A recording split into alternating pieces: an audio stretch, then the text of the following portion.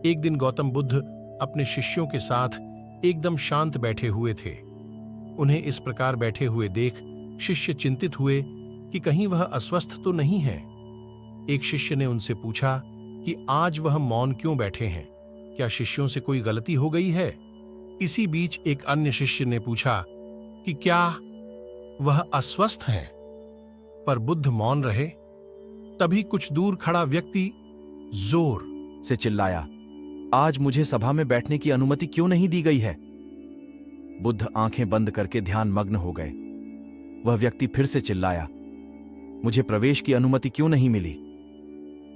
इसी बीच एक उदार शिष्य ने उसका पक्ष लेते हुए कहा कि उसे सभा में आने की अनुमति प्रदान की जाए। बुद्ध ने आंखें खोलीं और बोले, नहीं, वह अछूत है, नहीं दी जा सकती। यह सुनकर शिष्यों को बड़ा आश्चर्य हुआ। बुद्ध उनके मन का भाव समझ गए और बोले, हां, वह अछूत है। इस पर कई शिष्य बोले, हमारे आश्रम में जात पात का कोई भेद ही नहीं, फिर वह अछूत कैसे हो गया? तब बुद्ध ने समझाया, आज वह क्रोधित होकर आया है।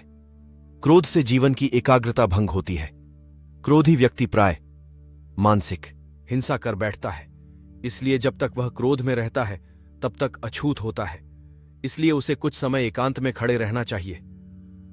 क्रोधित शिष्य भी बुद्ध की बातें सुन रहा था।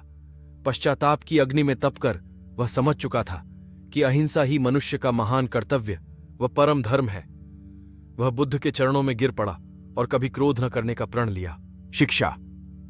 आशय यह है कि क्रोध के कारण व्यक्ति अनर्थ कर बैठता है और पश्चाताप उसे बाद में होता है, जिसका कोई लाभ नहीं मिलता। इसीलिए हमें क्रोध नहीं करना चाहिए। असल मायने में क्रोधित व्यक्ति अछूत हो जाता है और उसे अकेला छोड़ देना चाहिए। क्रोध करने से तन, मन और धन तीनों की हानि होती है। क्रोध से ज्यादा हानिकारक कोई और वस्तु नहीं है।